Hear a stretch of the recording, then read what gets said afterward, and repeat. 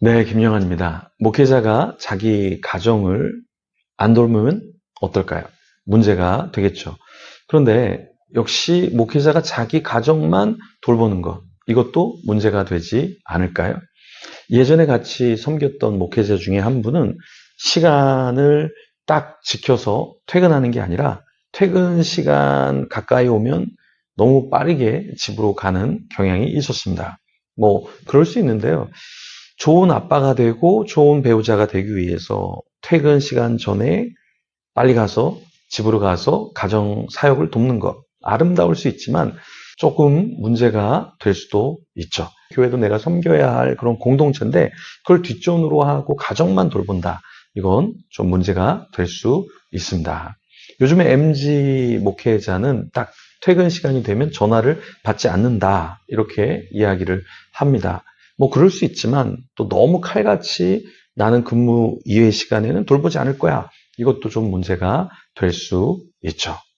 자, 우리는 어떻게 하면은 건강하게 섬겨갈 수 있을까요?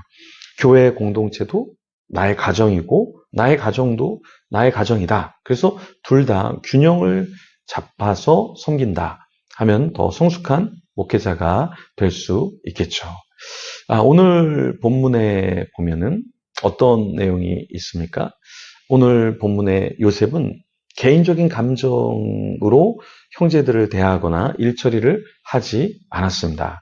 자기에게 주어진 사명, 그것을 완수하기 위해서 감정을 좀 누르고 개인적인 일, 가정사의 일을 조금 더 뒤로 미루고 자기가 해야 할 역할을 감당을 했죠. 그 내용을 같이 한번 살펴보도록 하겠습니다. 창세기 43장 25절에서 34절까지의 말씀인데요. 먼저 25절에서 28절 말씀 같이 읽어보겠습니다. 그들이 거기서 음식을 먹겠다 함을 들었으므로 예물을 정돈하고 요셉이 정오에 오기를 기다리더니 요셉이 집으로 오매 그들이 집으로 들어가서 예물을 그에게 드리고 땅에 엎드려 전하니 요셉이 그들의 안부를 물으며 이르되 너희 아버지 너희가 말하던 그 노인이 안녕하시냐 아직도 생존해 계시느냐 그들이 대답하되 주의 종 우리 아버지가 평안하고 지금까지 생존하였나이다 하고 머리 숙여 절하더라. 요셉의 형제들은 음식을 먹겠다 함을 듣고 어떻게 행동했죠? 예물을 정돈했습니다. 그리고 요셉이 정오에 오기를 기다렸습니다. 예물을 그냥 아무거나 들고 오진 않았겠죠. 귀한 것을 가지고 왔겠죠. 그런데 그것을 또 정돈해서 정성을 다해서 요셉에게 주려고 했죠. 요셉이 자기 처소로 왔을 때 그 형제들이 이제 예물을 주고 땅에 엎드려 절했습니다. 만약에 제가 요셉이었다면 인간적인 감정, 이 가족 간의 그 사랑, 어떠한 그리움 때문에 형들, 제가 요셉이에요. 이렇게 하면서 안고 울고 했을 거예요. 근데 요셉은 아주 침착하게 그 형제들의 안부를 묻고 아버지의 안부도 물었습니다. 그러면서 아직까지는 사사로운 감정으로 일 처리를 하려고 하지 않았어요. 야곱 아버지가 정말 평안한지 물었습니다. 그리고 그 이야기를 들었을 때 어땠을까요? 마음이 참 평안하고 감사하고 기뻤을 겁니다. 아버지가 아직 살아계시구나 이 이야기를 듣고 굉장히 안도감을 가졌겠죠. 저도 아버지 어머니가 이제 연로하셔서 또 치매에 걸린 아버지가 계셔서 이 아버지가 건강하고 아직까지는 의사소통이 되고 한 그 부분이 굉장히 감사합니다. 그렇지만 그 아버지가 계속해서 이제 대소변도 어렵고 의사소통도 조금씩 어려워지는 것을 볼 때 참 마음이 아픕니다. 요셉은 아마 마음이 더 아팠을 거예요. 왜냐하면 자기는 팔려가서 애굽에서 국무총리로 있었지만 사실 험한 세월을 보냈잖아요. 험한 세월을 보내면서 또 외로움도 탔을 것이고 많은 눈물을 흘렸을 거예요.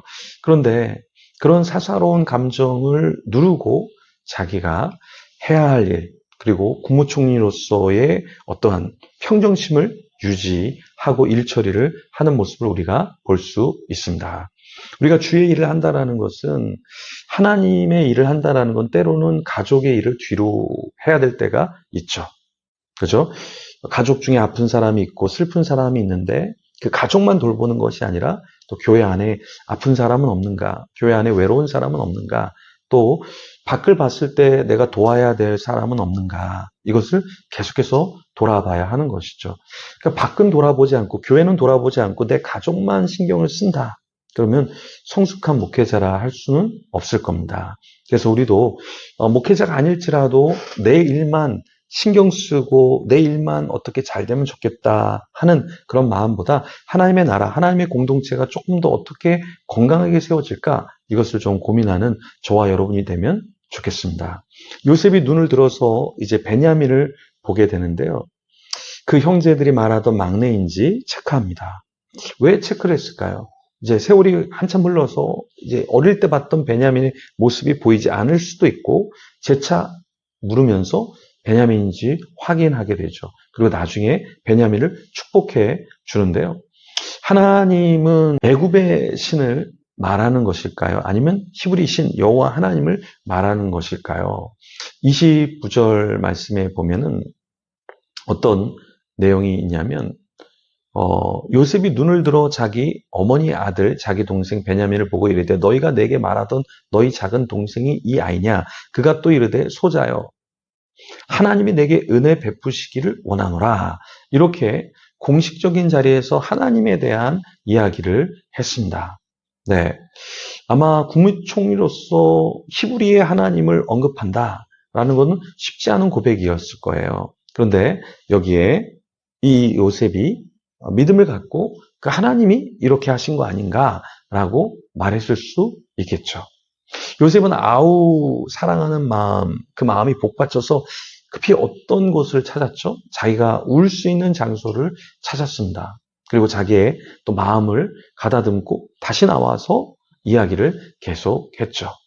요셉이 얼굴을 씻고 나와서 정을 억제하고 음식을 차리도록 했습니다. 여기서 요셉의 성숙함을 우리가 또 볼 수 있는 것이죠. 요셉은 그냥 감정에 욱해서 울면서 그냥 체면을 유지하지 못하는 게 아니라 자기의 사사로운 감정을 내려놓고 일 처리를 잘 하려고 사람들 앞에서 그렇게 노력을 했죠. 이기적인 유전자의 저자 리차드 도킨스, 사피엔스, 호모데우스 21세기 21가지 제안, 저자 유발 하라리. 이런 사람들은 크리스찬이 회의주의다, 몽상에 빠진 자다 이렇게 말합니다. 그리고 이 세상을 살아갈 때 하나님이란 존재는 그냥 만들어낸 존재다.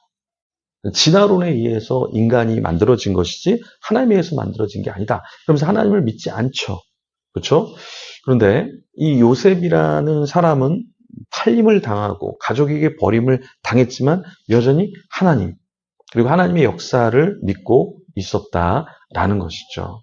요셉은 형제들을 보면서 자기의 감정에 따라서 말하고 행동하지 않았습니다. 굉장히 사랑하는 막내 동생을 보고도 그렇게 사사로운 감정을 보이지 않았죠. 단지 베냐민에게는 5배가 되는 많은 음식을 주었습니다. 그만큼 사랑하는 동생이기 때문에 조금 더 많은 것을 주려고 했죠. 편애하는 모습일 수 있습니다. 그런데 그 오랫동안 보지 못한 베냐민 막내 동생을 봤을 때 그 편애를 할 수밖에 없었겠죠. 형제들은 아마 그 모습을 보고 불편했을 거예요. 왜 저렇게 하지? 알지 못했지만 왜 우리한테는 이 정도로 주고 막내에게는 저렇게 많이 줄까? 의아하기는 했을 겁니다. 근데 요셉도 막내 동생을 보자 마음을 절제하지 못하고 조금 더 많이 축복을 하기는 했죠. 자기도 부모에게 편애를 받았는데요. 자기의 막내 동생을 보고 그렇게 마음을 쏟았죠. 근데 이런 것도 조금은 우리가 조심해야겠죠. 교회 안에서 제가 누군가를 편애한다, 또 어떤 사람을 높여서 계속해서 그 사람을 칭찬하고 높여준다 그러면 많은 사람들이 아마 실족하게 될 겁니다. 그런데 요셉도 그렇고 저도 그렇고 또 여러분도 그렇고 우리가 살아가면서 너무 한 사람, 또 어떤 부류의 사람을 너무 많이 칭찬하고 띄운다고 하면 하나님 보시기에 또 우리가 서로 보기에 민망한 모습일 수 있을 겁니다. 그래서 우리도 끝까지 우리의 사사로운 감정들을 조금 더 내려놓고 공평하게 조금 더 모두를 사랑하는 저와 여러분이 되면 좋겠습니다. 자, 이 시간에 우리가 기도할 때 오늘 만나는 사람 한 명 한 명을 하나님의 마음으로 사랑할 수 있게 해주세요. 사랑하는 그런 사람이 되게 해주세요. 같이 기도하면 좋겠습니다. 이 시간에 같이 기도하며 하나님 앞에 나아가겠습니다.